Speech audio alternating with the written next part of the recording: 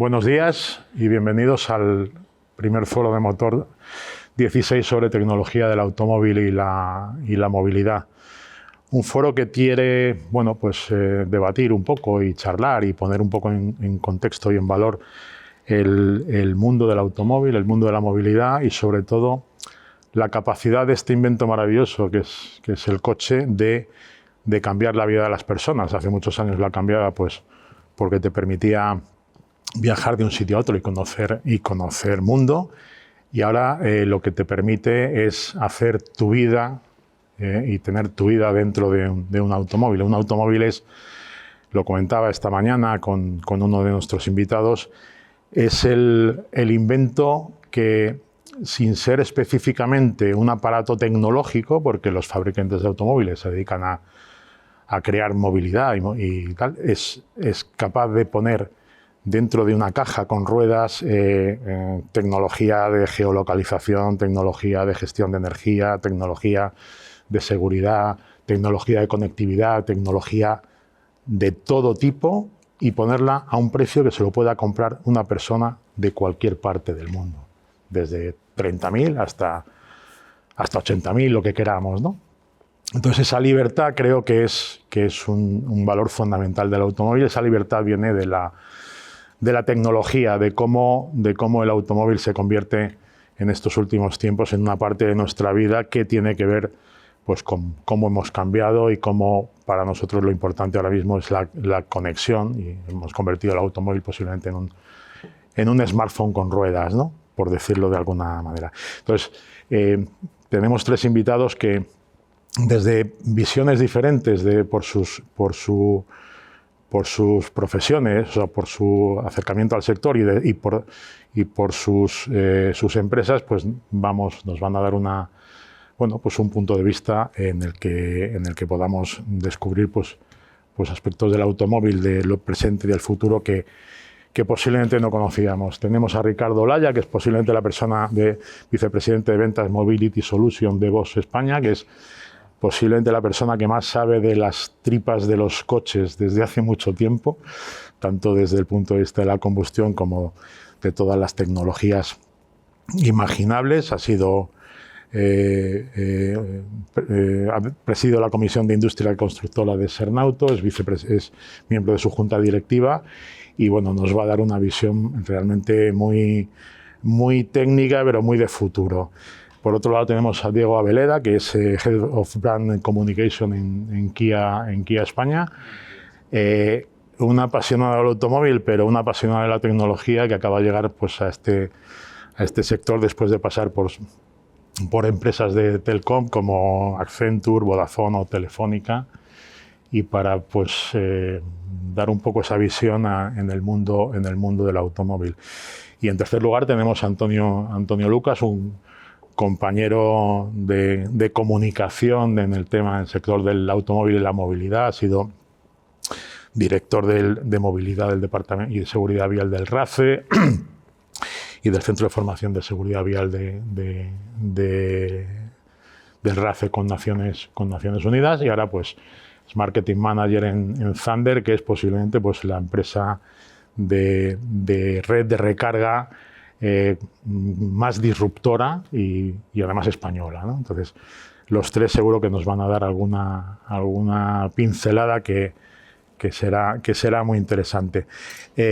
Vamos a dividir en bloques. Vamos a empezar, si os parece, por uno que es pues, posiblemente el más tecnológico desde mi punto de vista, que es posiblemente el más conceptual, ¿no? Vamos a hablar de los vehículos definidos por software, que es un cambio radical. Antes los coches se hacían decía un mecánico de Motor 16, los coches antes se arreglaban con un martillo y un destornillador. Ahora necesitas un centro de procesado de datos para poder cambiar una rueda. No es un poco caricatura, pero bueno. Entonces, si os parece, Ricardo, te pregunto a ti en Bosch, que lleváis muchos años, décadas siendo proveedores de hardware, ¿qué significa el cambiar a la tecnología de software? ¿Qué oportunidades, qué retos os planteo? Porque es cambiar radicalmente la forma de trabajar, ¿no? Efectivamente es más que una evolución, es un cambio, pero en Bosch llevamos muchos años trabajando en eso. En Bosch es verdad que nuestro negocio principal es el hardware, pero llevamos mucho tiempo que decimos que somos proveedores de sistemas y de soluciones, y ello incluye el software. Por ejemplo, de los alrededor de 80.000 empleados que hacen I+D, 40.000 son ingenieros de software. Eso ya te dice un poco hasta qué punto estamos preparados o estamos adaptados, incluso nos gusta decir que somos parte de ese movimiento de llevar el vehículo al vehículo definido por software. Y ahí para nosotros hay básicamente 3 pilares. El software en sí mismo, nosotros suministramos desde sistema operativo para el vehículo hasta todas las aplicaciones funcionales, pero ese software tiene que correr en un hardware. Y como sabéis, está cambiando mucho la arquitectura electrónica de los vehículos. Un vehículo moderno alto de gama puede tener hasta 120 centralitas. Eso está cambiando. Vamos camino de tener muy pocos ordenadores, muy potentes, que van a hacer esas mismas funciones. Y luego todo ese software, toda esa capacidad de cálculo se basa en datos y muchos de los datos los dan los sensores. Y muchas de las cosas que pasan en el vehículo son actuadores, que nosotros ahí también trabajamos. Con lo cual, para nosotros el vehículo definido por software, digamos, es un área que nos gusta, que estamos desarrollando y que forma parte, desde luego, de nuestro negocio presente y futuro. ¿Y cómo veis cómo será un coche definido por software? ¿Qué tendrá de diferente respecto a uno? Habrá una parte que será la misma, es decir, tendrá ruedas, tendrá asientos, será una experiencia, esperemos, placentera de conducir, y muchas de las cosas del vehículo definido por software ya los vamos viendo en los nuevos modelos. Para nosotros lo más, yo creo que para el usuario lo más importante es, y tú hablabas del teléfono móvil sobre ruedas, ¿no? el smartphone sobre ruedas, es esa dinámica de actualización de software, de muchas funcionalidades, de personalización. Nosotros podemos comprar los 3 el mismo vehículo, pero podemos, digamos, bajarnos paquetes de software diferentes. Va a ir evolucionando a lo largo de, digamos, del uso del vehículo. Vamos a poder incluso acceder a servicios. Hablábamos antes, me voy de fin de semana con la familia, necesito que mi vehículo eléctrico me dé más potencia. Pues lo voy a poder alterar por software, de una manera legal, por supuesto. Es decir, el usuario al final lo que va a encontrar, yo creo, es una experiencia mucho más rica y sobre todo mucho más personalizable. Diego, como fabricante o representante de fabricante, ¿cómo se le explica a un cliente que esto que se ha comprado es una cosa que está en evolución, que la puedes ir alterando, que le puedes ir añadiendo valor? Mejora continua. Que mejora continua, o sea, que tú te has comprado una cosa, pero lo tienes que ir amueblando, por decirlo de alguna manera. ¿Y qué oportunidades y qué retos para monetizar eso? Porque al final tú estás vendiendo una cosa, pero estás vendiendo o tratas de vender unos servicios. ¿Cómo va a cambiar la manera de...? Sí, yo creo que radicalmente. Bueno, habéis mencionado precisamente la analogía del teléfono móvil, ¿no? Del smartphone. Yo creo que es muy buena porque al final todo, en lenguaje cliente, todo el mundo lo entiende, ¿no? Tú tienes tu smartphone, las actualizaciones periódicas que te van cayendo hace que el teléfono vaya mejorando, o sea, las funcionalidades que ya tenía pues se van mejorando, se van perfeccionando y vas incorporando incluso funcionalidades nuevas, ¿no? Pues esto es trasladado al mundo del automóvil, ¿no? Que es exactamente lo mismo. Oye, la capacidad de frenado, la capacidad de los sensores de apurar y interpretar mucho mejor los datos, etcétera, eso se va trasladando al vehículo. Y todo de una manera que, digamos, el cliente no lo note, ¿no? Percibe de repente que va mejor o que predice mejor o que conduce mejor el coche o te da mejor predicción de tu navegación o de tu consumo de energía, pero es una cosa que, digamos, es transparente, no lo percibes en el día a día. En que ya tenemos en gran parte de nuestro portfolio las actualizaciones vía OTA y precisamente es eso, ¿no? Vamos mejorando continuamente. A través de todos los kilómetros que hacen nuestros clientes, somos capaces de ir mejorando continuamente el producto, ¿no?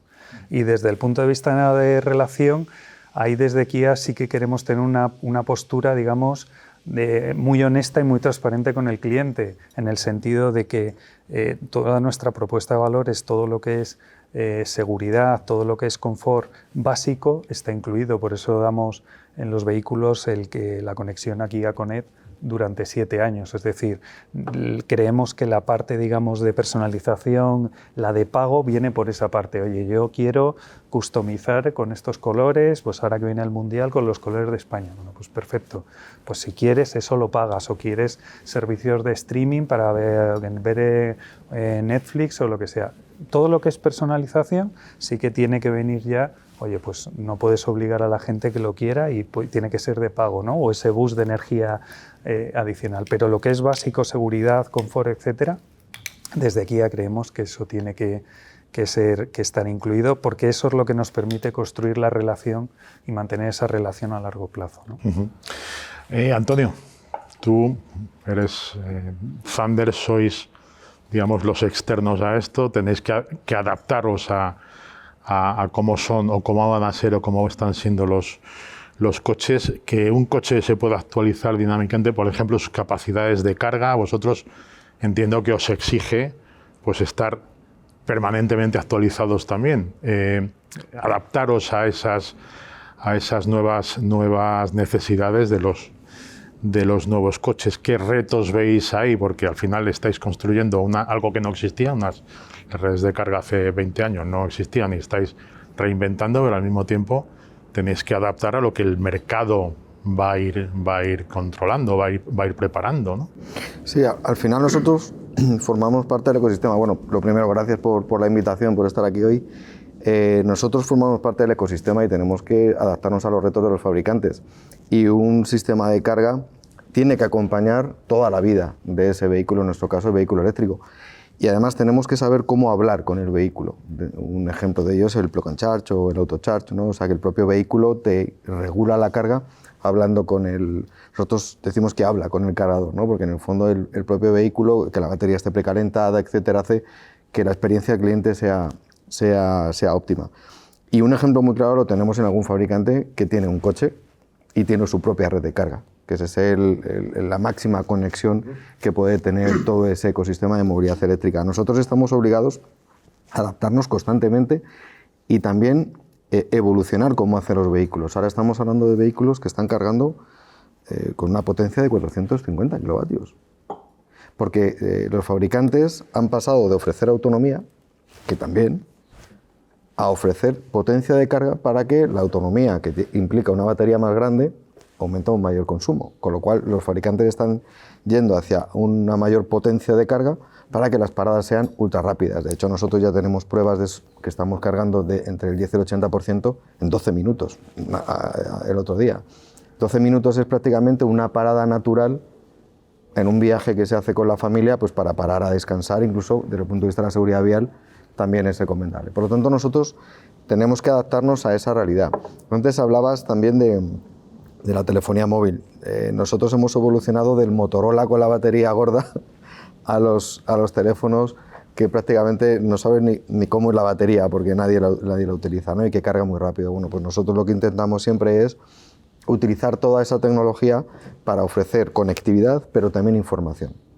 La movilidad eléctrica está cambiando también la forma de entender la movilidad. Ahora tenemos una movilidad más segura, más eficiente y más sostenible, pero también mucho más tecnológica. Y no puede ser un freno a la gente que se compra un vehículo eléctrico. Yo creo que esto los fabricantes lo conocen, o sea, la gente que tiene ese miedo, ¿no? A decir, es que yo estoy acostumbrado a una forma de conducir, ¿cómo me va a cambiar la movilidad eléctrica? Y nosotros tenemos que facilitar también que sea una experiencia de cliente, que antes hablaba Ricardo de la experiencia de cliente, nosotros es básica, o sea, que tú con una aplicación puedas controlar todo el proceso de carga, que sepas cómo carga, que sepas, para los profesionales que también están ayudando mucho a potenciar como palanca esta movilidad, que tenga su facturación, que vea cómo va cambiando, ¿no? Esa forma de desplazarnos. Pero yo creo que la movilidad en general, y la eléctrica en particular, creo que está cambiando la forma de movernos en una sociedad que en el siglo XXI nos diferencia por dos cosas de los siglos pasados, que es la conectividad y la movilidad. Yo alguna vez doy clase en alguna universidad y digo, a ver, mi bisabuelo no salió de Madrid, mi abuelo no salió de la provincia, mi padre cuando iba a Italia o a Lisboa, bueno, recuerdo que y nosotros somos ciudadanos del mundo. Entonces ya nosotros, la forma de conectarnos, el teléfono móvil hoy en día forma parte de nuestra vida. Entonces movernos y conectarnos es lo que nos caracteriza en el siglo XXI. Y la movilidad eléctrica une esos dos campos. Hoy uno de los temas tecnológicos que, sobre todo hace unos años, había una especie de boom que parecía que nos iba a arrasar, y yo creo que se ha parado un poco porque, bueno, pues supongo que ha habido otros condicionantes, es el tema de la conducción asistida y automatizada. Hablábamos de conducción autónoma. Yo recuerdo, a mí me condujo un coche sin volante en una autopista alemana hace ya por lo menos 8 años. Hizo un recorrido de 40 kilómetros que me quedé absolutamente alucinado, con tráfico abierto y demás. Pero bueno, eso parece que se ha parado, pero yo creo que eso también es un reto ahora mismo, ¿no? O sea, llegamos también un poco por el tema de la conectividad, que el coche sea capaz de tomar sus decisiones cuando tú decidas que tú quieras que el coche las tome, porque cuando tú quieras coger el volante y tal. Entonces, estamos ahora mismo, pues, con el tema de los ADAS y demás, estamos en un nivel 2, más o menos, de conducción automatizada. Te pregunto a ti, Ricardo, porque seguramente es el que más tiene el futuro en la cabeza. ¿Qué necesitamos para pasar? O sea, para aquello de cuando yo decida que el coche me conduzca, ¿qué necesitamos para poder pasar de ese nivel 2 al 3 o al 4 que estamos ahora? ¿Y qué papel juega esta otra tendencia, que ya no es solo del automóvil, sino de todo, que es la inteligencia artificial en este proceso? ¿Nos va a ayudar? A ver, es una pregunta compleja, pero bueno, vamos a intentar. Tú decías, hace 8 años yo ya lo experimenté, y eso a mí me indica que efectivamente la tecnología como tal existe. ¿De acuerdo? Hay algún vehículo ya en Europa homologado para nivel 3 en algunas circunstancias, ¿de acuerdo? Y sabemos que en otros mercados, pues, sistemas de asistencia avanzada, digamos, que se venden o que se homologan como nivel 3, también existen, ¿de acuerdo? Yo creo que ahí tenemos, no los quiero llamar barreras, pero tenemos 2 temas a resolver. Una es el regulatorio. Las exigencias que tenemos en Europa, digamos, son las más elevadas del mundo en cuanto a seguridad, en cuanto a fiabilidad, la homologación, etcétera, y eso hace, digamos, que sea más difícil homologar sistemas, y eso, por eso yo creo que nuestros clientes, los fabricantes, se lo piensan, ¿de acuerdo? Y es lógico. Y luego, por otro lado, tenemos ese nivel 2 avanzado, que yo creo que es un compromiso muy bueno, digamos, de prestaciones-precio, que es verdad que mantiene la responsabilidad en el conductor, porque esa es la diferencia al final entre nivel 2 y nivel 3. Un nivel 2, en casi todas las situaciones para las que está diseñado, va a poder conducir por sí mismo, pero la responsabilidad sigue en el conductor. El nivel 3 va a tener esas mismas situaciones, va a poder conducir con sí mismo, pero la responsabilidad realmente se puede delegar en el vehículo. Por eso el tema de regulación es muy importante, ¿de acuerdo? Entonces, yo creo que es más digamos, asegurar bien la homologación, ganar experiencia, esos mismos sistemas, hablábamos antes de actualizar, con el vehículo definido por software conectado, tú puedes tener un montón de vehículos funcionando en nivel 2 avanzado que te están mandando información, que tú estás evaluando, que estás mejorando el software, reenviándolo a la flota y vamos mejorando. Con lo cual, el nivel 3 yo creo que lo vamos a ir viendo en los próximos años. Y Europa yo creo que lo está haciendo bien, digamos. En otros sitios va más deprisa, pero no creo que tengamos, digamos, una desventaja tecnológica. Otro tema es lo que normalmente se conoce como conducción automatizada, realmente lo que llamaríamos nivel 4, nivel 5, donde el vehículo, incluso en el nivel 5, no necesita volante. Y ahí ya yo creo que hablamos más un poco de caso de negocio. Por eso yo creo que sí veremos, y lo estamos viendo en otros sitios ya, aplicaciones concretas de robotaxis en un entorno concreto. En Madrid tenemos 2 shuttles, en la Universidad Autónoma y en el Parque del Oeste, que son nivel 4, ¿de acuerdo? Y yo creo que eso también lo vamos a ver. Nivel 5, pues bueno, esto yo creo que le queda tiempo en todos los mercados. Hay una cosa que no he comentado, pero oye, libertad absoluta de ir comentando si queréis, ¿eh? O sea, yo estoy un poco moderando, pero cuando tal tenéis absoluta libertad. Diego, una pregunta. Vosotros en el grupo Hyundai ya tenéis acuerdos con empresas como Motional para el desarrollo de vehículos autónomos, o sea, posiblemente en mercados más permisivos que Europa, pero ¿veis un horizonte para que eso pueda llegar a un cliente final en Europa? ¿Tenéis una hoja de ruta o al final son proyectos que... Yo coincido un poco con lo que decía Ricardo, ¿no? Yo creo que hay que separar dos planos. En Kia queremos ser muy pragmáticos. De hecho, hemos ampliado la colaboración con NVIDIA. Tenemos ese acuerdo con Motional. Va un poco más allá. O sea, yo creo que la conducción autónoma a nivel 4 o 5 son esos entornos, digamos, muy perimetrados, con geofencing, velocidad controlada, casos de uso muy concretos como el robotaxi que mencionábamos antes, ¿no? Nosotros lo enfocamos desde un punto de vista de cómo esas ADAS, cómo esa tecnología nos puede ayudar a hacer la conducción más segura, donde el cliente, el usuario sigue teniendo el control, y eso es muy importante, pero la tecnología le ayuda, ¿no? Con esa actualización, con ese cordón umbilical que es el software que se va retroalimentando y va mejorando cada vez más con los sensores, etcétera, el producto. Y esa es la apuesta de valor que tenemos. Yo creo que Europa está siendo prudente. Está claro que en China o en Estados Unidos pues están acumulando una cantidad de kilómetros brutal, ¿no?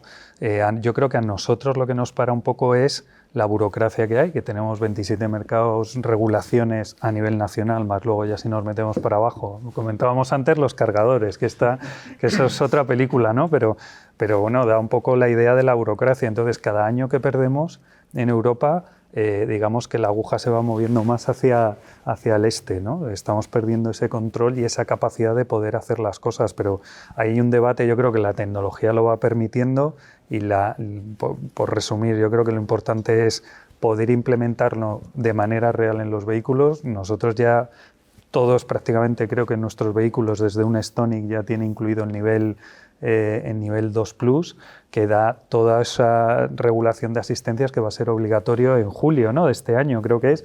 Toda nuestra gama ya lo tiene y de ahí para adelante, ¿no? Ese es un punto muy importante. O sea, hablamos a veces de la regulación como barrera o como freno, pero en este caso la regulación europea es la más avanzada del mundo en cuanto al paquete de ADAS que tiene que tener cualquier vehículo de cualquier gama, y eso es una base muy buena. Como tú decías, yo creo que lo que nos falta es avanzar sobre eso, y esa experiencia que otros están cogiendo a lo mejor en entornos con un nivel de riesgo mayor, acumulando todos esos datos. Hablábamos de la inteligencia artificial. Al final la inteligencia artificial necesita aprender, necesita datos para aprender. Eso es un poco lo que yo creo que nos falta aquí en Europa, ese despliegue mayor para aprender realmente de cómo están funcionando esas ADAS en nuestras carreteras, y con eso poder acelerar el paso al nivel siguiente. Hago una pregunta, Antonio, y ahora os hago una pregunta en común a los tres para que me deis vuestra opinión. Antonio, en este caso, con un coche que supuestamente va a ser capaz de moverse de manera autónoma, que de repente pues llegará a tu garaje o llegará a tu tal, y tú le dirás al coche: oye, apárcate y ponte a cargar, que yo me voy a tomar un café. ¿Vosotros ya estáis viendo ese horizonte también, preparándoos para eso? O sea, mientras que el coche pueda tomar, que tú le digas al coche que tome la decisión, y vosotros tenéis previsto, tenéis idea de cómo poder hacer eso para adaptar la red a este nuevo modelo, ¿no?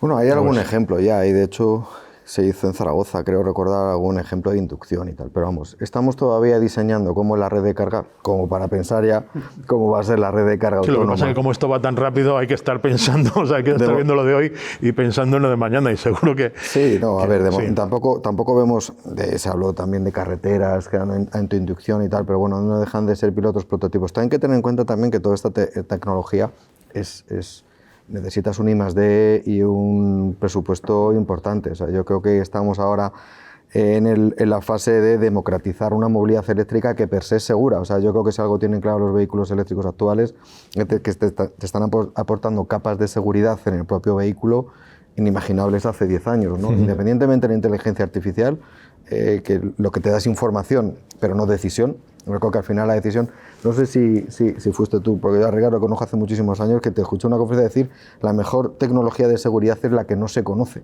Claro. Porque el coche funciona solo, y el hecho de que tú no puedas manipular y tocar significa que el coche hace lo que tiene el error del usuario, ¿no? Estoy hablando de la época del ABS, del ESP y de los sistemas de control de tracción. Ahora con el vehículo eléctrico, y vuelvo al ordenador con ruedas, es que prácticamente te está dando mucha información a tiempo real para que tú tomes decisiones, te está dando mucha información, incluso que puede no tener importancia a priori, por ejemplo la temperatura. Pero la temperatura te dice si la carretera puede ser un peligro. Pero esa información tiene que llevar aparejado formación. Muchas veces nos encontramos con conductores que se compran un vehículo y no se toman ese tiempo a saber qué sistema de seguridad tiene el vehículo. Y luego hay otra cosa que es preocupante en España, y es que el vehículo autónomo lee cosas, pero tiene que leerlas bien porque tienen que existir. Entonces, si el vehículo lee señales blancas en el suelo, tiene que haber unas señales blancas en el suelo o una señal que se lea, ¿no? Entonces, aquí estamos hablando de otro debate que es el mantenimiento de las infraestructuras. Y luego la antigüedad del parque. Yo creo que eso es un problema. O sea, estamos metiendo en la misma carretera... Coches del futuro con coches del Entonces, siglo XX. Si un coche del futuro te lee de repente una cosa y toma la decisión, por ejemplo, detecta una frenada de emergencia y el coche actúa, lo mismo el de atrás no tiene esa capacidad tecnológica para poder actuar en ese tiempo en el que tu coche es inteligente y sabe frenar. Entonces, esa convivencia vial es la que yo creo que tenemos un reto muy importante, y yo creo que aquí las administraciones que están haciendo cosas con plan de ayudas y tal, creo que deberían de potenciar mucho más una renovación del parque mucho más inteligente. Ojo, en estos días estamos viendo un problema real del precio de los combustibles. Cuando España es un país que puede generar, y de hecho hay muchos momentos del día donde la generación es de energía renovable, ¿no? Renovable y de autoconsumo, ¿no? Y esto me lleva a otra cosa, que es una utilidad que vimos en el momento del apagón, que no solo es el coche como el elemento que te lleva de un punto a otro, sino el coche que forma parte de tu vida. Yo tuve la suerte en mi casa que cuando hubo el apagón, yo conecté mi casa al coche. Porque al final es una pila. Sí. Y estamos encontrando muchas situaciones... Es un hub energético, ya es más que un coche. De gente que utiliza el coche en el campo y tal, y que está encontrando el coche también como una fuente de generación de energía para su trabajo.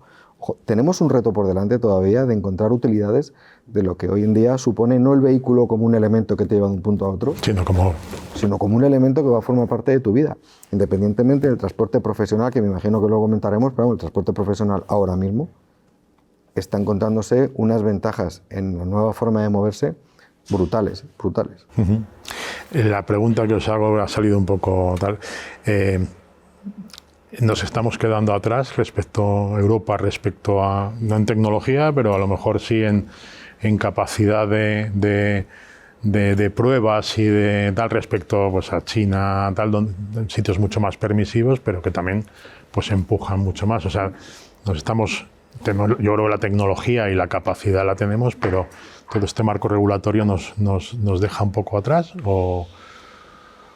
Yo no sé si es que nos deja atrás, pero lo que nos deja atrás es un poco esa incertidumbre y ese cambio constante, ¿no? Yo creo que decía antes prudencia, porque al final ser más laxo en esas pruebas, pensamos en China, ¿no? En China casi que la población son cobayas dentro de un ecosistema donde todo el mundo prueba con unas normas mucho más laxas. La tecnología también falla. Y cuando falla hay problemas, ¿no? Y ese usuario o esa persona que sufre esas consecuencias también son mucho más laxas en el sentido de la reparación, etcétera, ¿no? Ahí incluso con la conducción autónoma hay un dilema moral de, oye, ¿a quién protege en el momento que tiene que analizar, que tomar una decisión la conducción autónoma? ¿Al que va dentro del vehículo o al que está enfrente? Porque uno de los dos va a salir mal parado, ¿no? Entonces, ¿qué decisión toma? Bueno, pues esos debates incluso morales o éticos, ¿no? Pues también se le está intentando extrapolar a la máquina. Yo creo que en Europa estamos llevando un camino alternativo, con esa evolución, con esa prudencia. Los actores tecnológicos europeos son globales. Nosotros, por ejemplo, tenemos nuestros propios sistemas ADAS en China. De hecho, en unas pruebas que se han hecho hace poco, precisamente nivel 3, el sistema BOS ha salido como el mejor de toda China. Y evidentemente esa es una tecnología que está en la casa y que sí, mañana la podemos extrapolar aquí. Con lo cual, yo no creo tanto que nos estemos quedando atrás. Sí que es verdad, y lo hablábamos, somos 27 países, en el caso de España somos una pluralidad de comunidades, etcétera, que a la hora de hacer pruebas, a la hora de poner estos entornos nivel 4, ahora mismo hay varios proyectos anunciados de taxis sin conductor en varias ciudades de Europa. ahí vamos un poco por detrás, pero creo que la Comisión Europea lo ha entendido y dentro de, digamos, del paquete de relanzamiento de nuestra industria va a entrar el que sea más fácil hacer esas pruebas, poner eso en un entorno más real, y con eso yo soy optimista, estamos a tiempo para que nuestro camino más evolutivo no se quede detrás respecto a otros mercados que trabajan de manera más disruptiva y que en algún caso han tenido que frenar, porque han tenido problemas reales de accidentes y de que sistemas no estaban suficientemente maduros. A ver, lo que pasa es que China ha hecho los deberes desde hace mucho tiempo. China tenía un problema que ha tenido que solucionar, un problema de contaminación y de polución que ha tenido que solucionar a través de la movilidad eléctrica y de dependencia energética, ojo, que eso también es un problema que tenemos todos los países, así que China vio que podía ser un problema estratégico y apostó por la movilidad eléctrica, y ahora mismo, bueno, pues hay impuestos adicionales y un cupo anual a los vehículos que son de combustión, pero ellos apuestan por la movilidad eléctrica como una forma de moverse. Y todas las ventajas que nos trasladan a través de toda la tecnología china, yo creo que están llegando a Europa y poco a poco van entrando en la opción del consumidor. Pero es que al final es el consumidor el que va a decidir qué es lo que quiere. O sea, por mucho que nos intenten meter con calzador la tecnología, es el propio usuario el que dice, a ver, ¿yo qué hago? Yo me muevo por un entorno urbano. En ese entorno urbano yo tengo una serie de ventajas, incluso en el consumo. Yo, usuario de vehículo eléctrico, aseguro que frente a un vehículo de combustión mi ahorro mensual es enorme. Porque yo cargo el coche cuando no lo utilizo. Entonces es una carga inteligente.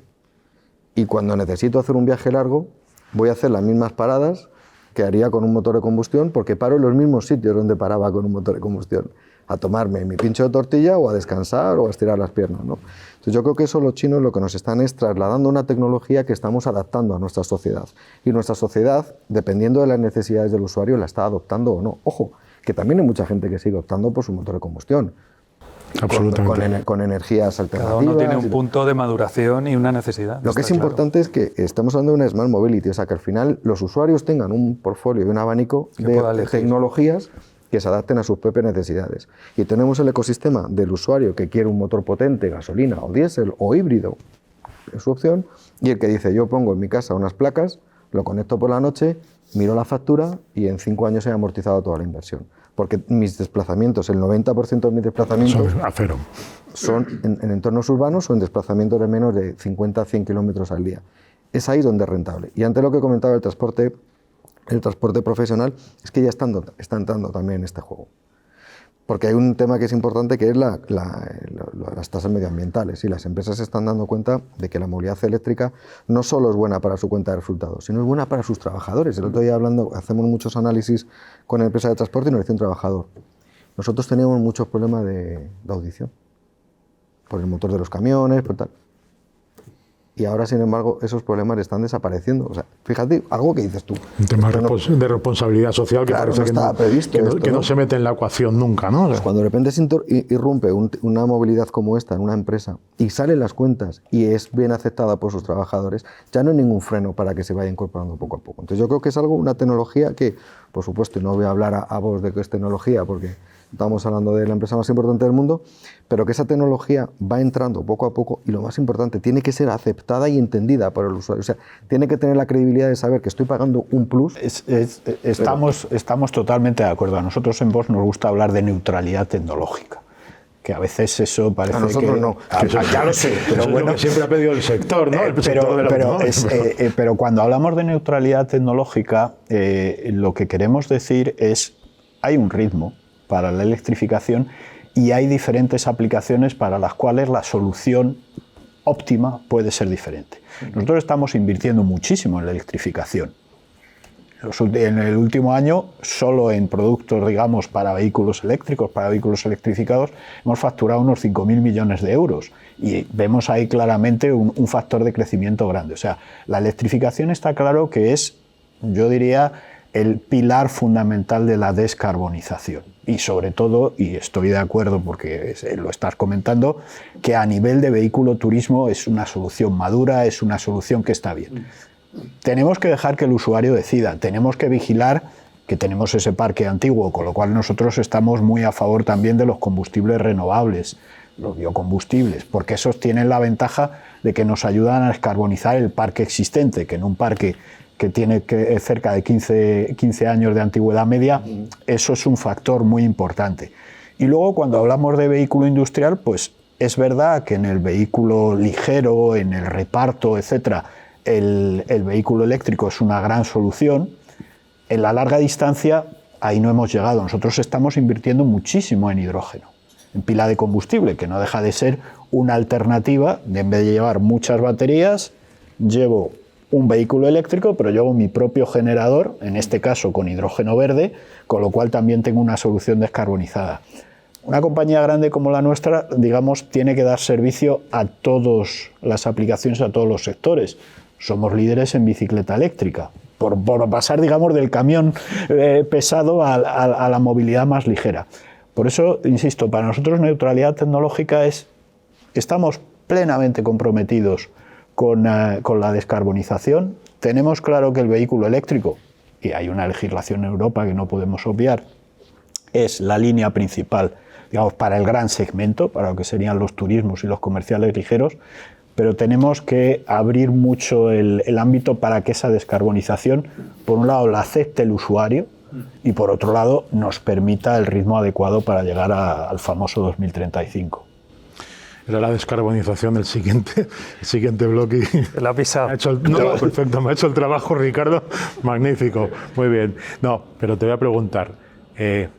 Lo has dicho, que apoyáis combustibles alternativos, que apoyáis la electrificación, pero llevamos muchos años hablando del hidrógeno. Siempre era, no, el hidrógeno va a ser, el coche eléctrico es simplemente un paso hacia el hidrógeno.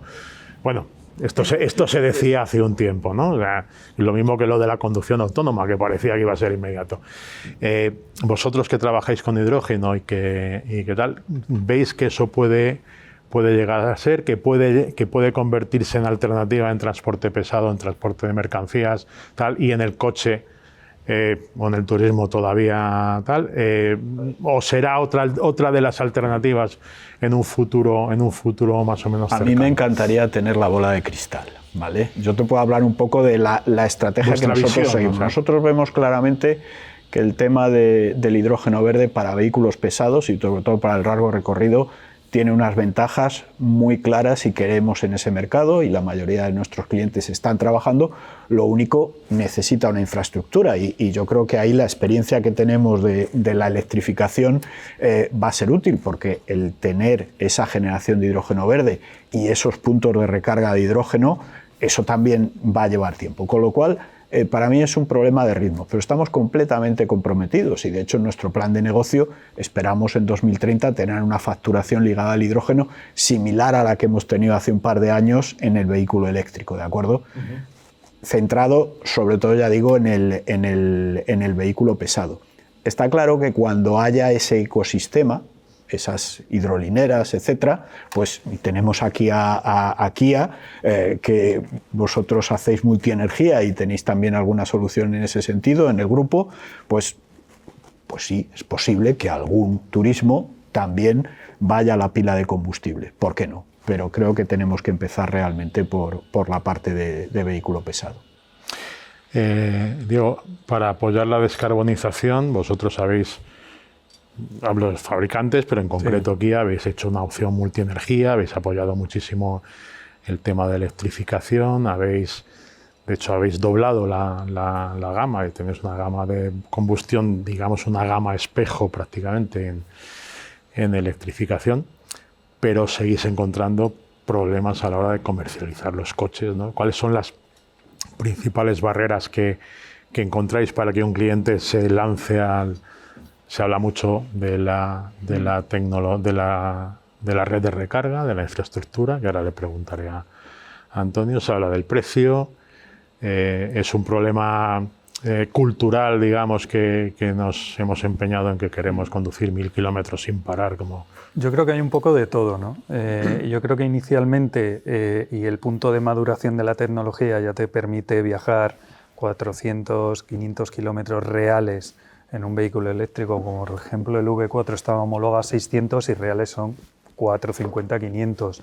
La red de carga está lejos de ser ideal en España, pero ha crecido ya los 3 últimos años y es suficientemente buena. Yo creo que ahora el punto sí que está en el tema del precio, ¿no? Yo creo que esa es ahí donde tenemos un poco más la disyuntiva y donde se ha abierto pues eso, esa eclosión de fabricantes chinos que entran con un precio muy competitivo.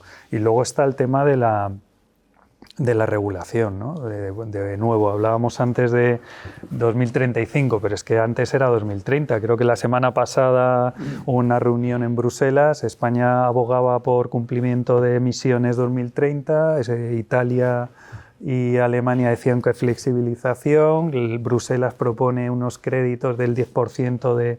Bueno, en fin. Que todo eso tampoco ayuda. No ayuda porque la incertidumbre a un digamos, un sector industrial que tiene que planificar inversiones a muy largo plazo, bueno, pues crea una incertidumbre total, ¿no? Al final al cliente le tenemos que ofrecer, como decía él, su opción, ¿no? Es decir, no obligarle por decreto tú tienes que tener eléctrico, sino hay muchas opciones y eso es un poco la apuesta de Kia. Evidentemente, foco y estábamos preparados para si en 2030 entraba en vigor, pues estar preparados esa normativa. Tenemos una gama muy amplia eléctrica, desde el EV2 que lanzamos ahora pequeño al EV9 que es muy grande, pero tenemos también vehículos híbridos, tanto autorrecargables como enchufables, y tenemos microhíbridos, ¿no? Como el Stonic que lanzamos hace poco. Entonces, nosotros lo que tratamos es de darle al cliente múltiples opciones y en cada momento de su madurez y de su necesidad que elija, ¿no? Y yo creo un punto que decías, perdóname, la industria no está cuestionando el camino a la electrificación y el camino a la descarbonización a 2035. Lo que la industria y el mercado están cuestionando es el ritmo.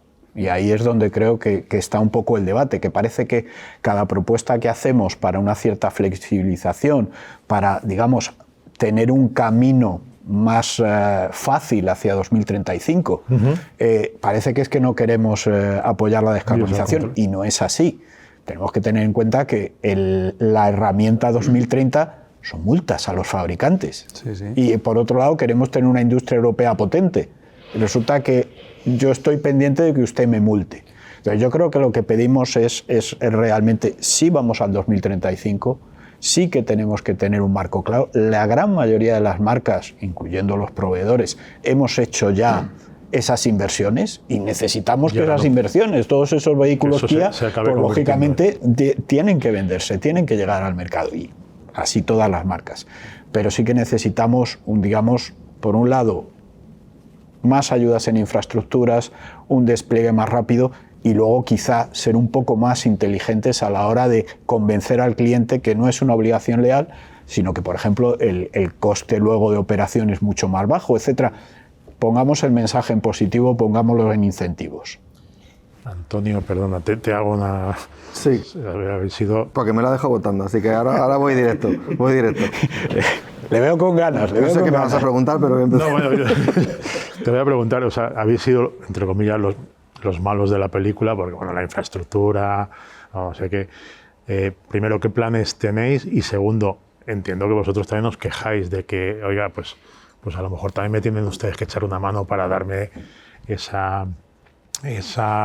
permiso para una inversión que he hecho tal, que no se tire 8 meses, 10 meses esperando tal. ¿Qué podéis hacer desde el punto de vista de una red de recarga para apoyar todo esto? A ver, las redes trabajan en diferido. Quiere decir que ahora estamos empezando a abrir todas aquellas inversiones que hemos hecho hace unos meses o incluso hace algunos años. Eso implica inversión. Y la inversión necesita confianza. Y la confianza te la da la regulación. En el momento que cambiamos las reglas del juego, que es lo que estaba comentando Ricardo, las inversiones no salen. Cuando nosotros abrimos una estación, nosotros hacemos un cálculo de la rentabilidad de esa estación, con un número de vehículos que va según las matriculaciones. Si de repente se produce un parón, se pega una patada para adelante y se dice, bueno, ya no es el 2030, es el 2035 y se baja el ritmo de matriculación, se baja todo. Sobre todo lo más importante, se pierde la confianza del consumidor. Nosotros no vamos a tener el mismo ritmo de implantación, que lo estamos haciendo, ojo, sí, pero y ahora daré datos, ¿no? Pero nosotros no cogemos el mismo ritmo, nosotros no, nuestros inversores, que tenemos fondos internacionales de inversión, incluso financiaciones muy potentes como la del Banco Santander, que nos otorgó 225 millones para implementar una infraestructura con unas cifras, con unos números.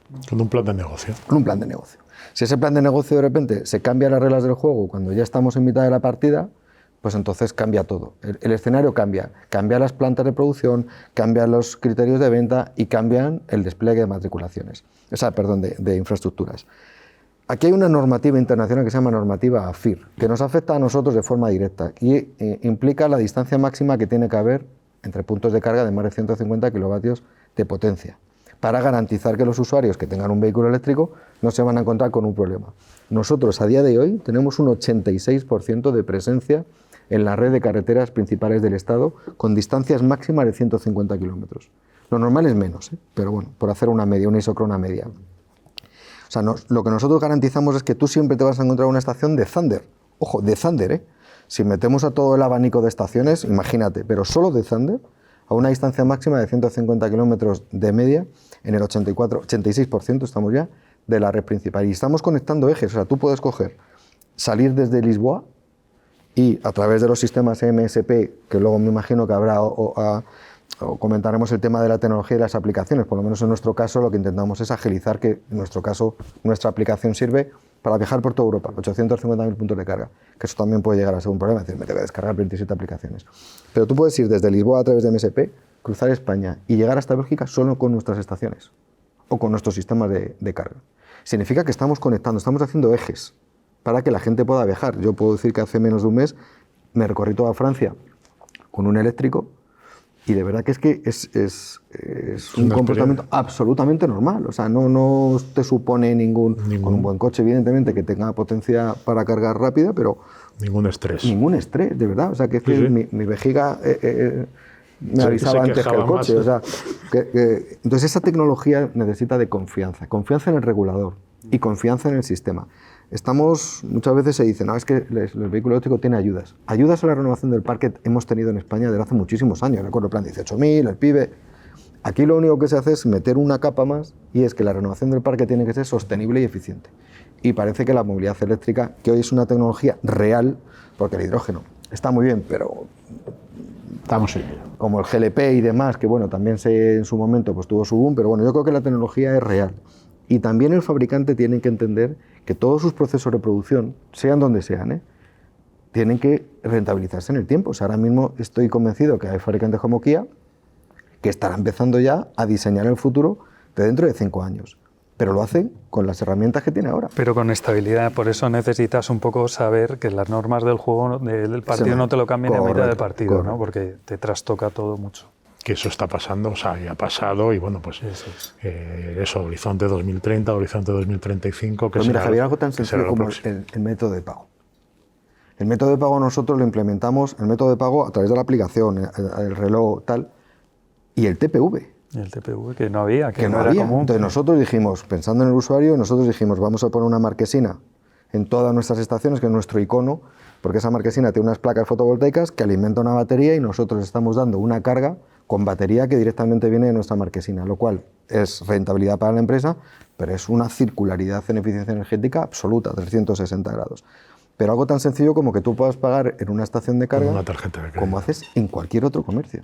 Bueno, pues eso ahora se está empezando a implementar, porque AFIR, de hecho, la normativa europea también establece, pero se está empezando a implementar en muchos de estos puntos de carga. Entonces, a medida que vayamos acercando más al usuario, o sea, hemos hecho una encuesta ahora, quizás esto va a ser un poco de récord, pero hemos hecho una encuesta ahora y le hemos preguntado a la gente, ¿realmente tú planificas la ruta? O sea, con un vehículo eléctrico. Y en el 71% de los casos nos han dicho que sí. Pero planifican la ruta porque quiere tener la certeza y la seguridad de que donde va a ir se va a encontrar un punto de carga. Pero hay un 21% que te dice que ya no le hace falta, porque ya sabes dónde va a parar. Entonces, ese 71%, ¿dónde planifica la ruta? Donde no sabe dónde va. Cuando se va de vacaciones y quiere descubrir las Urdes o el Bierzo o tal, pues hombre, sí que tiene la curiosidad tal. Pero que hoy en día con los navegadores del vehículo, que todos los vehículos tienen sus propios sistemas, o con las aplicaciones móviles, yo creo que ese sistema ya lo hemos superado.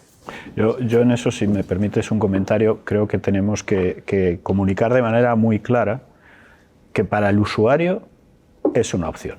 El vehículo eléctrico ya está maduro y todo lo que estáis diciendo yo lo apoyo al 100%. Otra cosa es que necesitamos más, que necesitamos mejorarlo, que necesitamos para el 2035, para cuando el 90% o el 100%, según la normativa anterior, tengan que ser vehículos cero emisiones, que necesitamos que eso se desarrolle, que necesitamos que los permisos vengan más rápido, que esas inversiones que hacéis se puedan amortizar. Siempre en el anuario de AEDIBE sale el porcentaje de uso de las infraestructuras de recarga. Y muy bajo, no sé cuál es el último 6%. número, pero está en un dígito, creo. 6%, o sea, sí, un 6%. Sin embargo, nos quejamos de que no hay Luego todo sale eso en las es el redes mensaje haciendo cola a los coches en un momento concreto y tal. Entonces al final dice, oye, pero esto no. Por eso estamos infrautilizadas. Yo insisto, el mensaje tiene que ser: la tecnología está madura, los coches ya tienen unas autonomías, unas prestaciones excelentes, se están haciendo las inversiones, se puede viajar, pero necesitamos más. Sí, que no hay que parar nunca. No hay que pararlo nunca. Y el que esté pensando en comprarse un vehículo, desde luego el vehículo eléctrico es una alternativa que tiene que tener en cuenta porque, insisto, la tecnología es buena y está madura.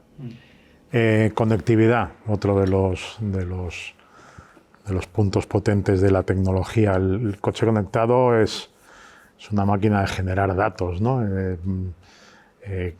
¿Cómo se ve desde vos? ¿Quién controla esos datos? ¿Quién debe ser quién los protege? ¿Estamos preparados para que lo mismo que nos hackean el teléfono nos pongan a hackear el coche?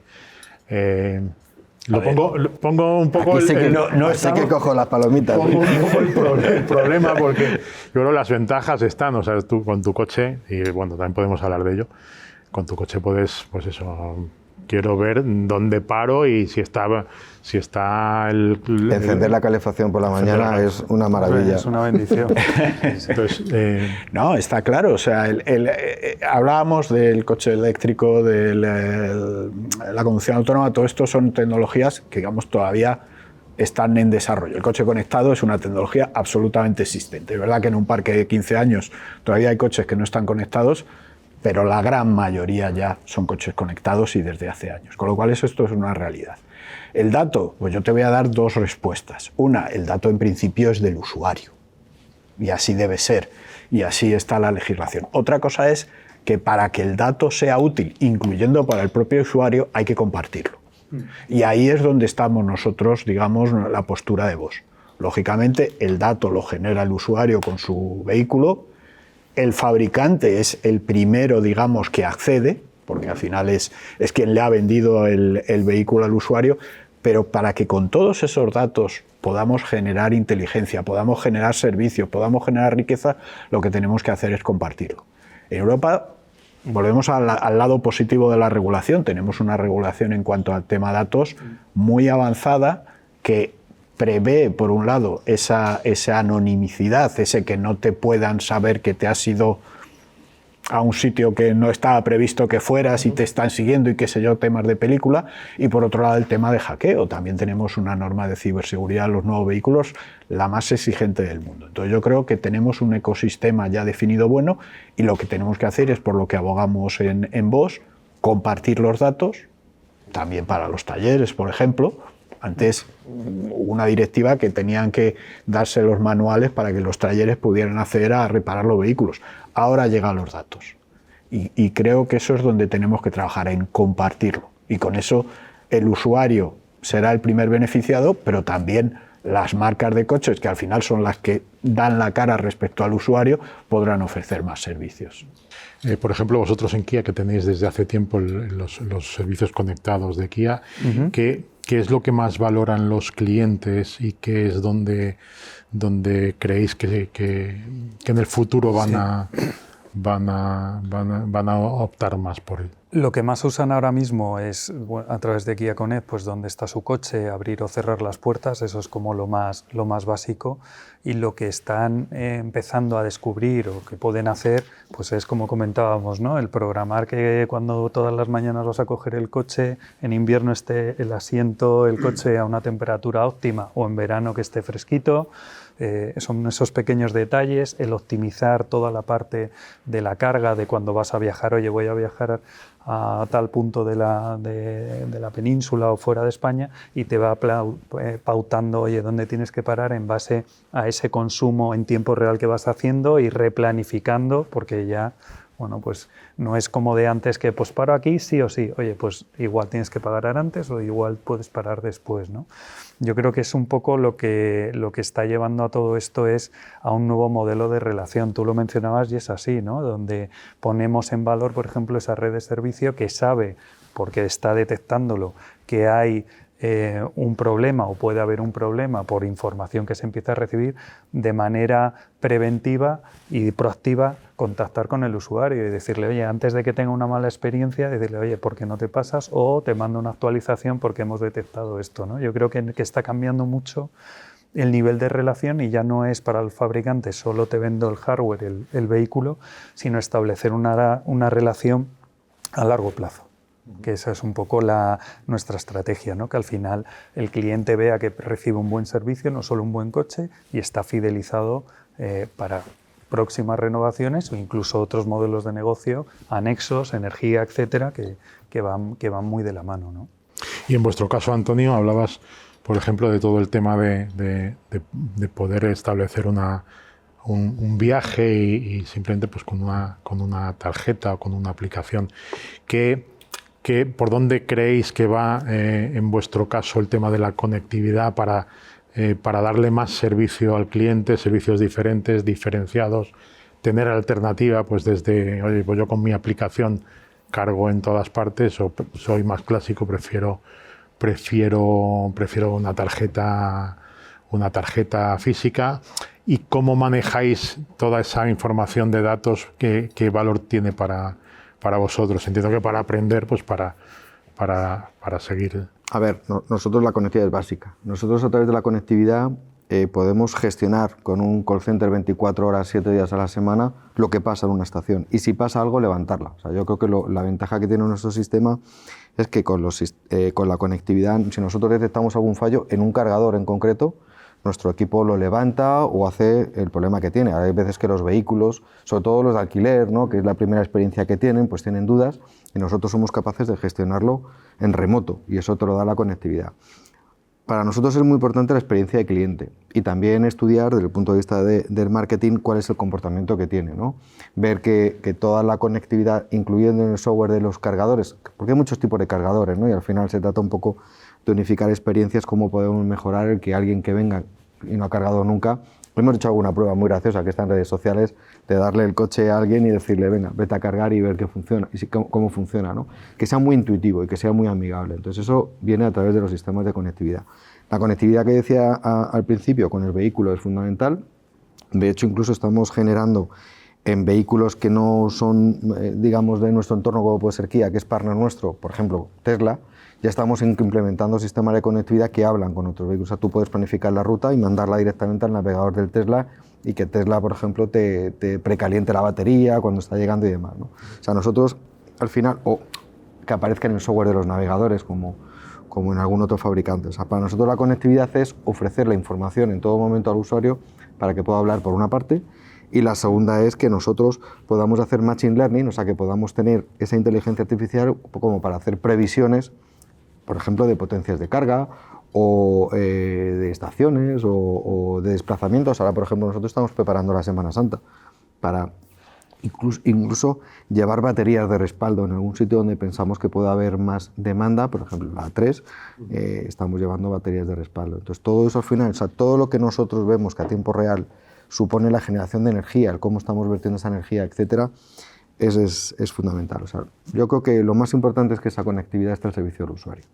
El usuario tiene que ver que la movilidad eléctrica son todo ventajas. Y fíjate, la experiencia esta Semana Santa, cuando tú hablabas antes de la foto, está maldita, de tal, si con toda esa conectividad tú ya le dices al usuario, oye, tú estás acostumbrado a parar en este punto, pero está lleno, vete 10 kilómetros más adelante o para 15 antes. Pero Eso es fantástico. Ese día has ganado al usuario para siempre. Eso lo pueden hacer. El problema es que yo no quiera pagar. Claro. Ahí está. Ese compartir el dato es lo que Thunder le diga a Kia, Exacto. que Kia pueda decir al usuario. Eso ya lo hacemos. Sí, claro, de hecho, sí, ya está. El problema es que ya hablamos de un ecosistema dentro de un Exacto. ecosistema, que es el de Tesla, ¿no? El de Tesla aquí creo que, bueno, pues están acostumbrados a sus puntos de carga, con su tal, su experiencia, y entonces nadie quiere... Había un punto de carga a 7 kilómetros, que Claro. no sé si era vuestro, ¿no? Uno de 7 kilómetros delante y otro 7 kilómetros. Y estaban vacíos. O sea, estaban, Vacíos no, pero pero vamos. quiero decir que estaban en un uso, en un Por uso eso normal, digo ¿no? que Pues, tenemos las herramientas sí, para gestionar lo eso que hay de que- manera, hay que- de manera Oye, buena. Una pregunta que os hago un poco en común a los tres. Dentro del tema de la conectividad hay unos actores que nos conectan con el teléfono, que es Google, es Apple, es... ¿Cómo lo veis? ¿Los veis como socios, como competencia, como un elemento de ayuda? Hay mucha gente que se entiende más con Google que con cualquier otra cosa, ¿no? Para este tema de la conectividad y para Te aprovechar los... contesto yo rápidamente. Es mi aliado natural. A mí, o sea, no sé los fabricantes, pero a mí, a la hora de que yo ponga herramientas al usuario para que me encuentre y que sepa a tiempo real si está disponible, qué potencia hay, cuántos coches hay cargando, incluso el precio, un precio dinámico, que me diga las ventajas, si yo voy a parar y en ese sitio puedo tener un restaurante, un baño, un vending. Eso nos lo da la tecnología de navegación. No solo Google, sino Google y otros Sí, sí. navegadores y en breve Waze también.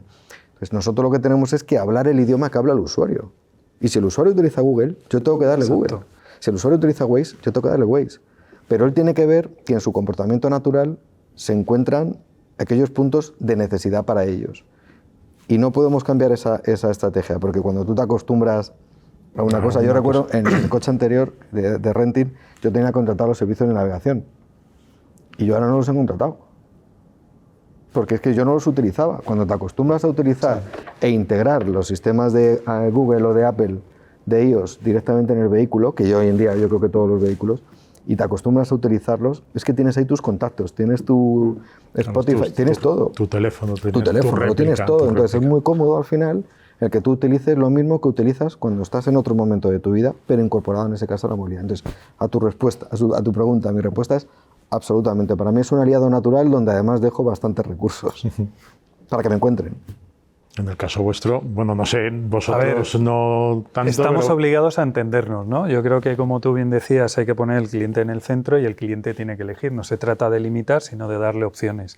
En nuestro caso, es evidente que el cliente demanda tener CarPlay o Android Auto y lo tienes que tener porque si no, pues oye, no considera tus vehículos como opción, ¿no? Nosotros lo tenemos en prácticamente toda la gama, además sin cables, o sea que lo ponemos en el centro al cliente para que su experiencia sea buena. Ahora, ¿qué es lo que hacemos? Tratamos de enriquecer esa experiencia conectada que ofrece Kia. ¿Cómo? Pues un poco con lo que hemos ido comentando de la conectividad. Al final esa conectividad conocemos mejor que nadie en el punto exacto que se encuentra el vehículo. Y eso de momento no lo saben estas plataformas, ¿no? Lo sabemos nosotros, el consumo que está habiendo, con lo cual podemos entender y comunicándonos con las diferentes redes que hay, que estamos conectados, pues a través de Kia Connect, recomendarle una parada u otra, porque sabemos el consumo que tiene, porque sabemos la ocupación que tiene, porque tratamos de facilitarle esa experiencia, que baje y no tenga ni que pasar tarjeta, etcétera, sino que simplemente con Plug and Charge lo conecta y automáticamente el cliente carga y no tiene que estar con aplicaciones, bajándose, todo de la manera nativa, más sencilla. Ese es nuestro reto, poner en valor toda la capa de servicios que estamos construyendo y que estamos ofreciendo de manera integrada para que el cliente elija al final qué es lo que quiere, ¿no? Pero esa es nuestra apuesta, tenemos que entendernos y tenemos que convivir, pero sí que creemos que el dato es importante que lo mantengamos porque nos ayuda a mejorar el servicio y el cliente lo tiene que entender, ¿no? Si ese dato y eso las telcos pueden hablar porque ya han pasado por ahí, ¿no? Si ese dato es capturado por una plataforma, tú no ves nada, no puedes mejorar tu producto, y si no puedes mejorar tu producto, mi propuesta de valor a medio o largo plazo queda totalmente obsoleta, ¿no? Acaba siendo alguien que hace una jaula de acero con 4 ruedas y poco más, ¿no? Y hay 120 o más centralitas, o sea que es una complejidad técnica brutal y necesitas ese dato para mejorar el servicio al cliente, no para mejorar tu producto de cara a voy a vender otro, sino la relación ya es a largo plazo y es continua, es un punto de contacto continuo, ¿no? Con la conectividad del software. Ojo, que el sistema que va on board, el nativo en el vehículo, es el mejor porque te habla con el coche directamente. Sí, claro. Yo lo que me refería, y por supuesto que el navegador del coche es una opción, lo que yo me refería es que nosotros no podemos entrar ahí. O sea, yo no puedo decir... Es el cliente el que tiene que decidir. Aquí oye, recomiéndale Thunder en tu Danca porque tal. No, yo tengo que utilizar los recursos, digamos, accesibles y públicos para yo poder trabajar. Yo creo que al final nosotros también lo vemos como aliados. Lo que pasa es que, digamos, tendríamos que distinguir un poco. Al final, el usuario hoy en día viene de utilizar su móvil, viene de ser un fan de este u otro sistema operativo, de este otro sistema. Yo voy a poner un ejemplo anecdótico. El coche que yo tengo de renting, que tiene su sistema nativo de navegación muy bien, y tiene Head-Up Display. Entonces, cuando tú navegas con ese sistema, pues tienes las flechas y las indicaciones delante de los ojos, que es muy cómodo. Entonces, cuando yo en alguna ocasión he conectado mi teléfono móvil, pues no tenía que mirar la pantalla, perdía esa funcionalidad. Oye, pues a lo largo de la vida del vehículo ha habido una actualización inalámbrica y ahora está conectado y tengo las instrucciones también en el Head-Up Display. Esa es la colaboración. Eso es yo como usuario, pues ahora tengo un coche que me satisface más. Puedo elegir y ya no tengo ese inconveniente. Con lo cual está claro que tenemos que ser aliados. Cuando ya hablamos de las tripas del vehículo, nosotros somos proveedores tecnológicos de hardware y de software. Ahí la colaboración es un poco diferente, porque es verdad que estas compañías son expertas en el dato, son expertas en algoritmos de inteligencia artificial, etcétera, pero los que sabemos de vehículos somos los que llevamos mucho tiempo en la industria. Y ahí es donde ellos vienen a colaborar con nosotros también, y nosotros lo seguimos trabajando así. Tenemos varias alianzas con varias compañías para, digamos, esa capa que no ve el usuario, pero que es muy importante a la hora del mantenimiento, a la hora de la optimización del rendimiento, a la hora de trabajar con los ADAS, etcétera. Ahí seguimos colaborando, pero pensamos que tenemos una ventaja y que tenemos mucho que decir los que venimos de la industria y sabemos lo que es un vehículo. Es que, Javier, hay una cosa que es importante, y es que cuando tú utilizas el sistema del coche, que insisto, habla muy bien con el coche, es el coche el que te está dando la información. Pero cuando tú conectas tu dispositivo, estás conectando tu información. O sea, estás personalizando tus destinos, tu navegación, tus contactos, todo. Entonces, claro, eso a la hora de, en mi caso concreto, que mi coche lo utiliza mucha gente de la familia, cuando se conecta mi hijo, mi hija o mi mujer directamente con su móvil, está conectando su mundo al teléfono. Está personalizando el vehículo a cada uno de nosotros. Entonces eso ofrece una serie de ventajas importantes. Oye, un último tema, porque íbamos a hacer como 40-45 minutos, llevamos más de una hora. Ahí lo dejo. Lo dejo porque creo que el tema es tan apasionante y vosotros tan expertos y tan apasionados que, bueno, ayuda. Lo has dicho tú, Ricardo, confianza del cliente. Tecnología a veces es complicada de entender y debe generar, o sea, el cliente debe confiar en ella para que esto funcione. Os hago una pregunta a cada uno. En vuestro caso, por ejemplo, que desarrolláis cosas que no se ven, y desarrolláis, has dicho que desarrolláis pues para mercados chinos, para diferentes tal. El cliente puede tener la confianza de que cualquiera de vuestros sistemas, en cualquiera de los... Es una pregunta obvia, la respuesta es obvia, sí. pero ¿que hacéis algo diferente en diferentes mercados o siempre el estándar es... yo creo que ahí hay que distinguir. El automóvil de siempre ha sido uno de los productos más regulados que existen. Y cuando hablamos de regulación, en este caso, hablamos de a la hora de matricularlo, a la hora de venderlo. Pues cualquier coche que se vende en la Unión Europea, independientemente de dónde haya sido fabricado o haya sido diseñado, cumple esos estándares. Y el cliente no tiene que tener ninguna duda, me da igual la marca. Lo que sí que es verdad es que la estrategia de desarrollo es diferente. Y hablamos de China, ellos, si lo hablábamos antes, tienen otra concepción del riesgo, tienen otra concepción de cómo van a acceder luego a hacer esa actualización si el sistema que sea necesita alguna optimización. Y esa velocidad de desarrollo que, digamos, utilizan en su mercado es una ventaja competitiva cuando vienen aquí sus productos, pues, digamos, han pasado a lo mejor por esas pruebas que aquí no estarían autorizadas, han pasado por esas pruebas en su mercado. Pero eso es algo que estamos aprendiendo todos. Los procesos de desarrollo cada vez son más cortos. La bondad de esas actualizaciones over the air las están utilizando todos los fabricantes. Y lo único, aquí en Europa creo que disfrutamos de esa regulación, con lo cual podemos estar, digamos, más confiados, más tranquilos. Esta es una industria muy fiable, el nivel tecnológico es muy alto y a partir de ahí, digamos, es cada uno lo que le guste. Pero lo que yo desde luego no quiero transmitir, sino todo lo contrario, son tecnologías que podemos usar. Que nadie piense, no, a ver si encuentro un coche que no tenga hadas porque, no. Realmente son sistemas que funcionen y el cliente puede estar plenamente confiado. Diego, en el caso de un fabricante, la confianza viene de la garantía. O sea, cuando un fabricante respalda lo que tal y te dice 7 años de garantía, ese es un valor diferenciador para una marca. Es verdad que cada vez fuisteis los primeros, cada vez hay más marcas que están ampliando garantías, pero realmente es un valor que un cliente valora de manera, o sea, ¿en qué punto del proceso de compra entra la garantía? A ver, es verdad que fuimos los primeros que cogimos esa bandera porque nadie nos conocía, nadie nos recomendaba, ¿no? Éramos el más barato y había que demostrarlo. Entonces, la manera que se pensó es, oye, vamos a hacer un muy buen producto y vamos a ofrecer esa seguridad que el que se quiera arriesgar no se va a arrepentir. Es verdad que ahora ya vemos, bueno, pues que entre comillas se ha democratizado y que hay más fabricantes que están ofreciendo esos 7 años, ¿no? Yo creo que eso es la punta del iceberg, ¿no? Es como todo iceberg que ves la parte de arriba, pero todo lo que subyace por debajo. Para ganarte la confianza no vale solo con un claim de publicidad, que es verdad que ahora está un poco más manoseado.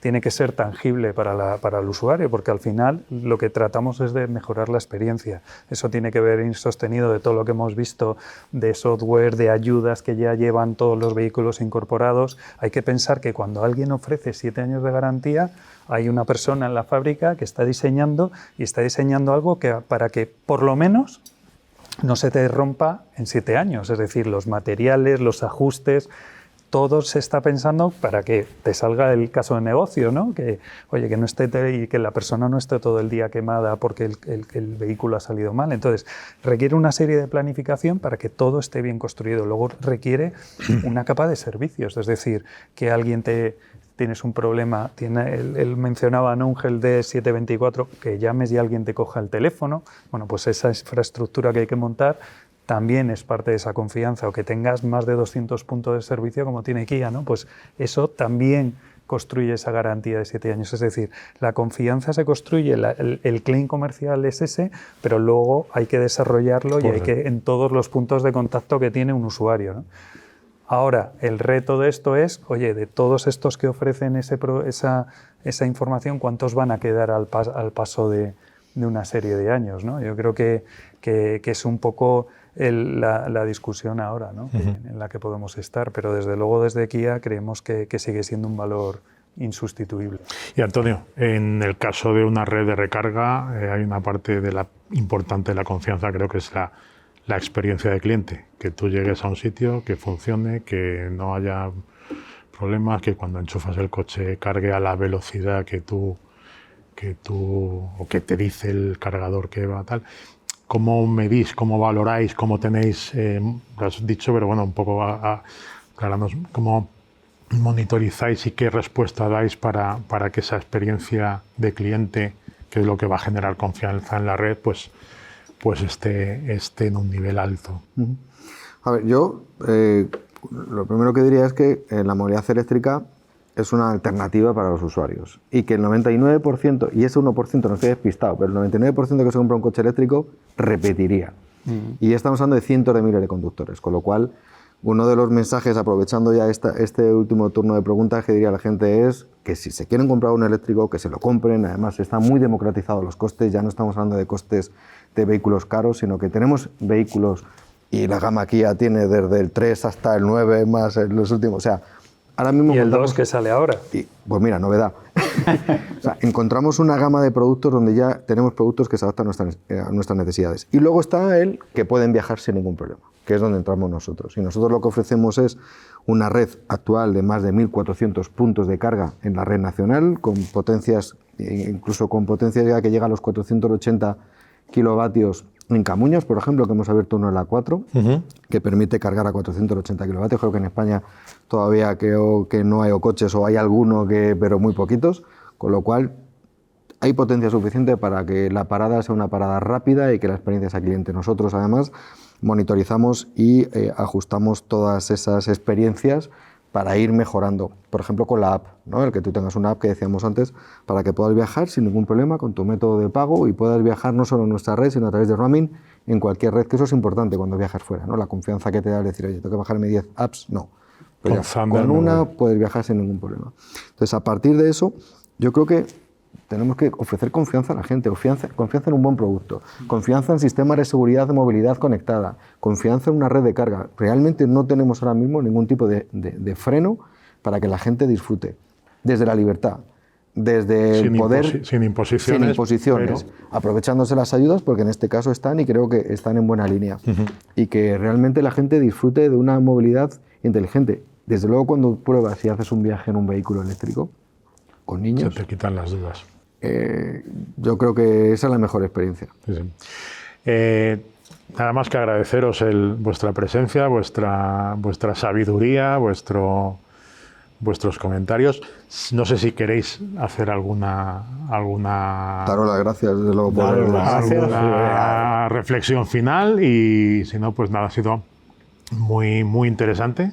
Lo que os digo, llevamos 1 hora y 10 minutos. Que nos invitéis más veces. Quedaros las veces que queráis. Estáis invitados, ha sido un placer y de verdad que muchas gracias por el tiempo. Podríamos seguir mucho tiempo, pero creo que cada uno tenemos nuestras obligaciones. A mí me ha faltado saber tu opinión como experto de motor de hace muchos años. También en muchas de las cosas que hemos comentado. No se quiere mojar. Esto me invitáis a una mesa redonda y la moderáis. A ver, yo creo que como buen... y aquí los tres lo somos, como buenos aficionados al motor, nos gustan los coches y a mí me gusta todo tipo de coches. Que evidentemente cuando tienes un rato, voy a pasármelo bien, eliges unas cosas, y cuando tienes... Pero lo lógico, la lógica ahora mismo te dice que tiene que ser coche eléctrico. Que además es que no hay ningún tipo... Lo comentaba antes con Diego, yo ahora no me he comprado eléctrico todavía, pero estoy un poco ya en el punto. Yo no compraré un eléctrico con mucha autonomía. Compraré un eléctrico con mucha velocidad de carga, porque te das cuenta de que creo, nos han vendido durante un tiempo, no, baterías y 500, 600, 800 kilómetros.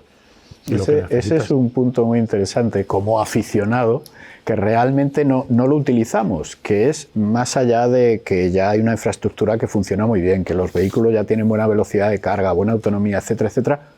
Un vehículo eléctrico es muy agradable de conducir.